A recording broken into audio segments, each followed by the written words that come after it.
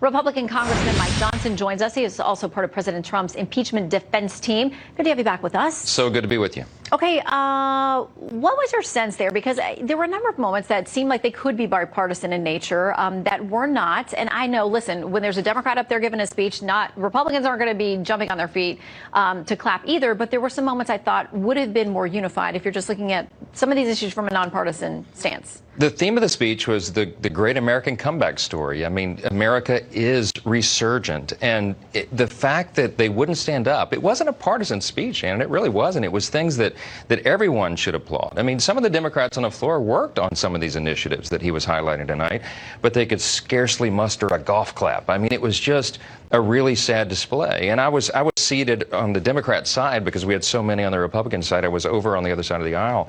And I was right next to my colleagues, and I looked at them. I just couldn't believe that they wouldn't stand and applaud, criminal justice reform and the fact that we had a Tuskegee airman being promoted to brigadier general, and he's 100 years old. Well, I didn't see them then, but I would hope that is a moment that they did cheer for. I'd have to go back and look at. But listen, this seems to show us how divided the country is right now, that for a number of these things, they see this entirely differently. They felt the speech was very partisan, that it was a Trump pep rally, some of them have said. Rashida Tlaib, Congresswoman, who is a Democrat, says, I walked out of that speech. The lies, the bigotry, and the shameless bragging about taking away food stamps that people depend on to live, it was all beneath the dignity of the office he occupies. Shame on this forever impeached president. I mean, people clearly heard the same speech in two very different ways tonight. It's as if some of the Democrats in Congress can't stand up for America literally or figuratively anymore. And Tlaib sees things through a very different lens than what I think the majority of the Americans do. I'm hearing from constituents all night on social media, text and email. Everyone loved that. They felt it was Reagan-esque. And I told the president that myself on the way out. I tapped him on the shoulder. I said, sir, it was a Reagan-esque speech. It was optimistic. It was about how the greatest days for the country are yet ahead of us. And that's exactly what we need right now. We don't need this divisive stuff of ripping up speeches. I was thinking when I saw that, imagine if Paul Ryan had ripped up an Obama State of the Union speech. Can you imagine the outrage that we would hear from the left? But, it's a totally different standard. It's a double standard that they live by. Well, going on substance, here is what Senator Bernie Sanders, who is possibly one of the top two finishers, as far as we know, in Iowa and has headed off to New Hampshire. Here is his reaction, because the president keeps talking about the economy. It's one of the things that is pulling the very best for him. Here's Senator Sanders. Here is Trump's booming economy.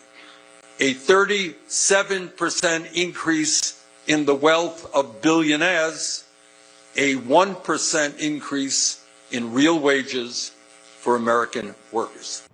And this is what Democrats continue to say out there on the campaign trail, is that there are a lot of people in the middle who are being lost. They say, the talking point that the tax cuts that you passed are benefiting super wealthy people, that wages are stagnating, and regular Americans are not benefiting from Trump policies. The regular Americans, hardworking Americans, know that is just simply not true. What we just saw is fake news. I mean, the statistics speak for themselves, and I wish they would fact check this extraordinary State of the Union speech tonight. Look, unemployment is at record lows in every demographic. Wages are rising. We have 7 million new jobs in the last 3 years. That exceeds their projections by millions. I mean, this is an extraordinary economy, and everyone knows that, and that's why President Trump is going to win re-election in a landslide. I think that this is going to backfire on them, and I think that rhetoric and these antics of ripping up speeches. Look, all Nancy Pelosi accomplished tonight is giving us a fantastic campaign ad going into the fall, because you'll see that moment over and over, I predict. So too, but Democrats will say he started off on the wrong foot by not shaking her hand. Is that a valid criticism? I missed that. There was a lot of hoopla coming in. I don't know if he was just, there was a lot going on at the moment. I'm not sure what was behind that. But even if that happened,